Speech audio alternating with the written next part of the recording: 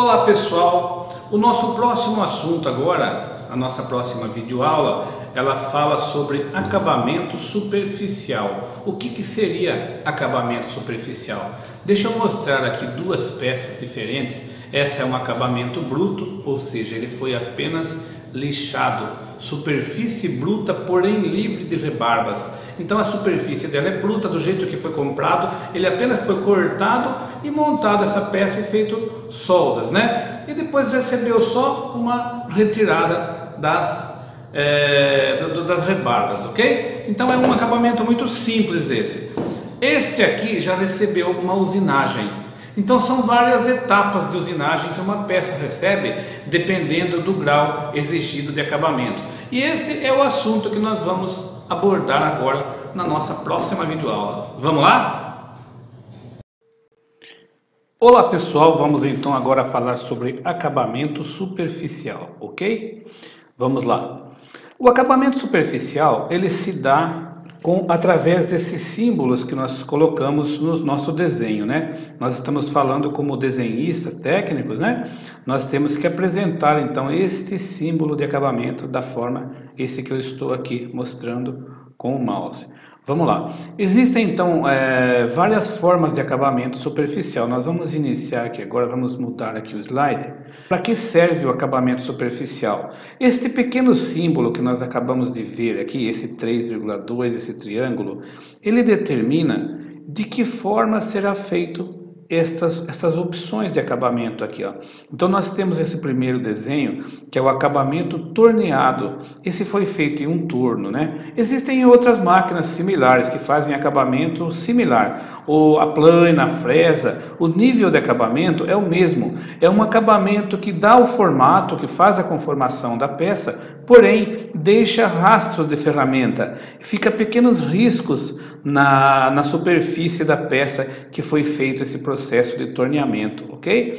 Já na fundição, ele faz um acabamento ainda mais grosseiro, é a marca que fica do processo de fundição, né? Que fica aquela areia, aquela argila com aquele material que dá o formato para a peça, então ele fica com um acabamento mais rústico ainda, olha lá.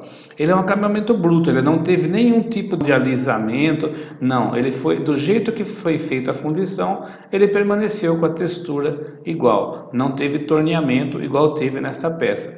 Depois tem a outra que é o acabamento retificado, que é um acabamento ainda mais liso. Ele é feito um torneamento para dar o formato e depois é feito um processo para deixar a superfície mais lisa, que se chama retificação, que é feito com uma máquina chamada retífica, ok? Voltando lá mais atrás no surgimento dos acabamentos, né, dos símbolos de acabamentos que são colocados nos desenhos, para quem já pegou um desenho que foi feito nas décadas de 70, de 80 lá, por lá, né, era muito usado esse tipo de acabamento com 2 triângulos, 3 triângulos, até o quarto triângulo tinha, né? Esse número de triângulo, ele determinava qual seria o processo feito. Vamos supor, aqui mais adiante a gente vai ver, nós vamos ver o número de triângulo, o que significa, qual seria o grau de acabamento, ok? Então, quanto mais triângulo, mais lisa a superfície. Aqui deste outro lado, nós mostramos o símbolo de acabamento, que são os valores de rugosidade, que é o moderno, é o sistema moderno. Esse valor que está aqui, ele determina a medição da superfície, a medição da rugosidade, né? Da forma que ela está áspera, a profundidade da rugosidade que existe na peça, quando ela está bem, né? Ou lisa ou menos lisa, né? Ok? Então, são dois tipos, então. O que já é ultrapassado, que são os sinais convencionais, e os valores de rugosidade. Vamos falar aqui um pouquinho do sinal convencional agora aqui, ó. Esse acabamento superficial de sinais convencionais, ele já é ultrapassado, como eu já disse. O desenho dos triângulos é que determina o processo do acabamento da peça. Então, o primeiro, da curvinha aqui de cima, superfície bruta, porém livre de rebarbas, né? Superfície bruta, então não era feito nada, simplesmente você pegava o material que vem da siderúrgica, que é a cantoneira, a viga, a barra redonda, ou, né, a chapa, e mantinha a superfície da forma que estava, superfície bruta, não vai fazer nada, o que veio da fundição, né? O serrado é quando você já teve um processo, você já serrou ou você já fez algum tipo de desbaste, mas você não fez nenhum tipo de acabamento, de alisamento na peça. O torneamento já era um pouquinho mais liso, o retificado era bem mais liso, né? Ficava aquela superfície que você passa o dedo, que fica muito lisa, né?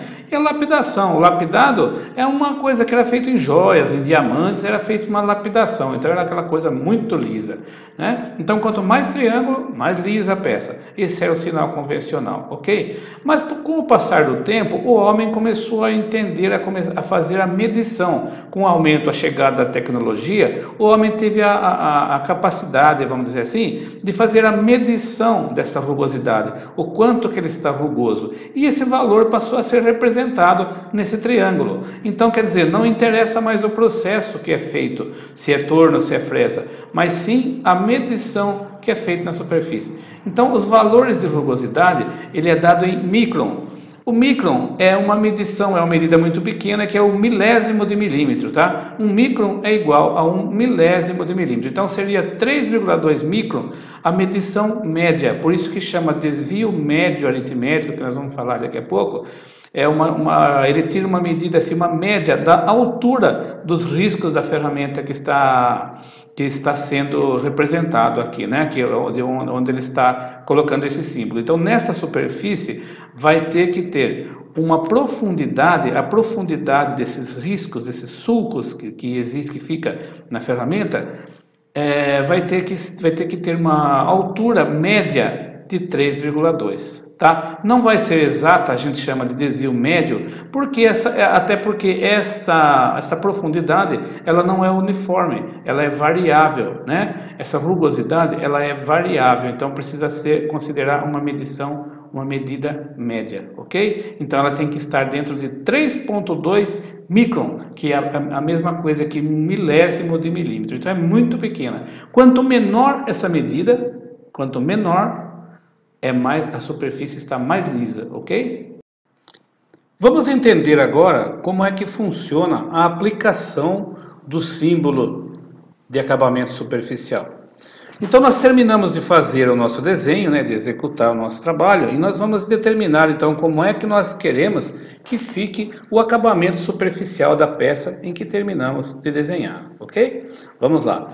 Então eu quero que nesta parte menor deste eixo, nós temos aqui um eixo, né? Ele não tem cotas, porque o nosso assunto em destaque é o acabamento superficial. Mas entendendo que isso é um eixo que tem dois diâmetros diferentes, né, o menor e o maior, no diâmetro menor, na parte menor do eixo, nós queremos que o acabamento seja com 3,2 microns de acabamento, de rugosidade. Quer dizer que nós queremos um acabamento muito liso, né, o melhor desse eixo, a melhor usinagem, o que seria mais liso do eixo seria essa parte desse diâmetro menor. Ok, então seria com 3,2. Então eu coloco na peça, eu aplico esse acabamento aqui na peça, esse símbolo, né? E na parte maior, onde não tem tanta exigência, pode ser um pouquinho mais áspero, eu coloco aqui o símbolo de 6,3, ok? Então esses dois símbolos que eu apliquei aqui na minha peça, eu tenho que deixar dentro dos parênteses, ok? Tudo que está indicado na peça fica dentro dos parênteses. E aí surgirá a pergunta da pessoa que vai tornear, que vai executar a peça. Ele vai falar, mas e nas outras faces? Como na face aqui da ponta do eixo, né? Na outra face. E em caso de peças que tem várias faces, né? Que tem vários rebaixos, como é que ficaria as peças onde não tem nada indicado? E faria a usinagem com esse símbolo, de acordo com esse símbolo que está fora dos parênteses, ok? Então, o que estão dentro dos parênteses são os que estão indicados na peça. E o restante da peça, onde não tem indicação, seria executado da forma que está fora dos parênteses, ok? Muito bem. Passando agora para o próximo slide.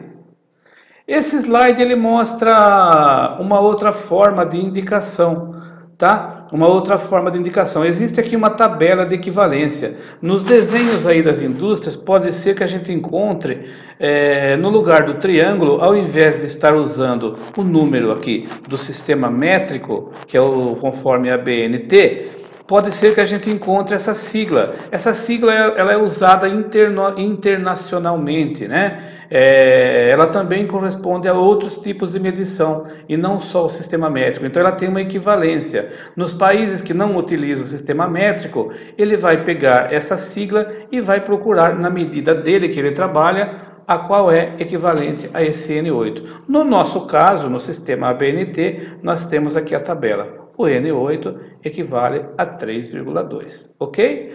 Então é isso, o acabamento superficial é isso. É lógico que o acabamento superficial ele tem muitos assuntos, muitos outros símbolos, várias outras medições de rugosidade, né? Ele tem várias leituras, que esse assunto é para quem estuda a parte de qualidade, ok? De controle dimensional, controle de qualidade. No nosso caso, que nós estamos trabalhando em cima de um curso de desenhista técnico, nós vamos limitar então essa aplicação dessas matérias, desse material, né?